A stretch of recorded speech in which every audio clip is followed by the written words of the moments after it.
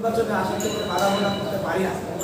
Even BNP এবং জামাত ইসলামেরও আমির সাহেব তার পক্ষ থেকেও এরকম বক্তব্য আমরা পেলাম।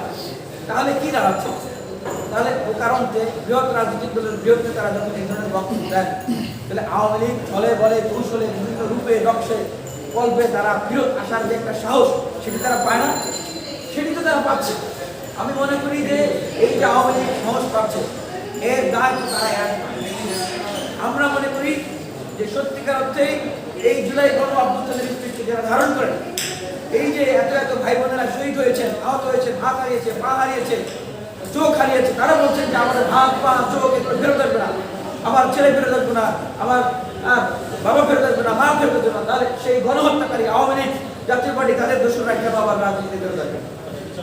আর এখন তো বিচারই হয় না ভাই। এই যে আবু সাইদকে যে হত্যা করেছে, তার হত্যাকারীদের তার মাত্র নাকি দুজনকে গ্রেপ্তার করে, গ্রেপ্তারই শেষ হয় নাই, বিচারই হয় নাই, শাস্তি হয় নাই। তার আগে আপনারা বলছেন আগামী দ্রুত নির্বাচন দিন এবং আগামী নির্বাচনে তারা আসছে নাকি কোনো বাধা নেই। তাহলে এত দ্রুত এই গণ অভ্যুত্থানের স্মৃতি আপনারা ভুলে গেলেন। এবং বলা হচ্ছে বিএনপি জাতীয়তাবাদী পক্ষ থেকে যে নির্বাচিত সরকার না আসলে নাকি রাষ্ট্র সংস্কার করা যাবে না এবং কোনো রাজনৈতিক দল নিষিদ্ধের ব্যাপারে নাকি সিদ্ধান্ত নেওয়া যাবে।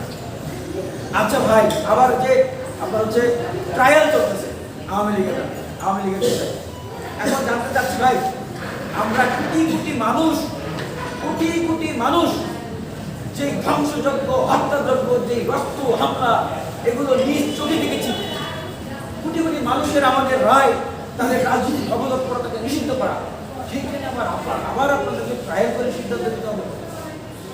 আবার আপনাদেরকে কি ভোট লাগবে, ভোটের পরে আপনারা সিদ্ধান্ত নেবেন? তার মানে তো আপনারা ভুলে গেছেন প্রধান উপদেষ্টা ডক্টর মোহাম্মদ ইউনূসের প্রতি সসম্মানে মাননীয় প্রধান উপদেষ্টার প্রতি এটা জিজ্ঞাসা আমাদের যে আপনি স্পষ্ট করুন যে এই গণহত্যাকারীরা আগামী নির্বাচনে, আগামী রাজনীতিতে আবার দ্রুত ফিরে আসবে কিনা।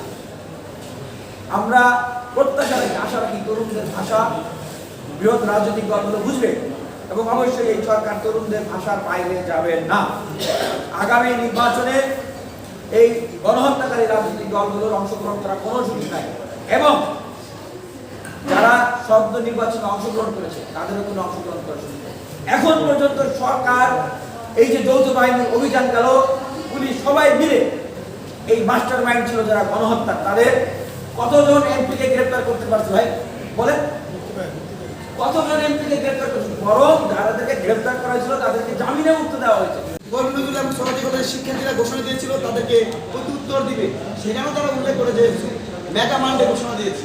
মানে যেখানে দৃশ্যমান এবং রেশারেশি হবে প্রতিশোধ কর্মসূচি ঘোষণা দেওয়া সত্ত্বেও কিন্তু আমরা প্রশাসনের ওই রকম অবস্থান দেখতে পাইনি। ঠিক সেইভাবে আজকে দেখতে পেয়েছি, যখনই দুই ক্যাম্পাসে শিক্ষার্থীদের মধ্যে সংঘর্ষ হয়েছে তারপরেই কিন্তু প্রশাসন এসেছে।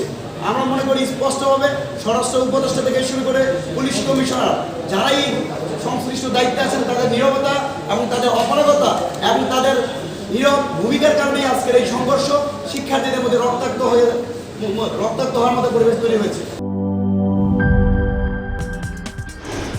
কি boss, vital match, tough opponent, tension? Come on bro, অপোনেন্টকে নিয়ে ভাবার সময় আছে। আসল অলরাউন্ডারের কাজই তো হলো যে কোনো টাফ সিচুয়েশনে টিমকে অলরাউন্ড প্রোটেকশন দেওয়া। জাস্ট লাইক মাই টাইলক্স, যার অ্যান্টিব্যাকটেরিয়াল এজেন্ট টয়লেটের কোনায় কোনায় পৌঁছে 99% জীবাণু ধ্বংস করে, টয়লেটের কঠিন দাগ ও দুর্গন্ধ দূর করে টয়লেটকে রাখে ক্লিন আর সুবাসিত। টাইলক্স টয়লেট ক্লিনার, ক্লিন মানেই টাইলক্স।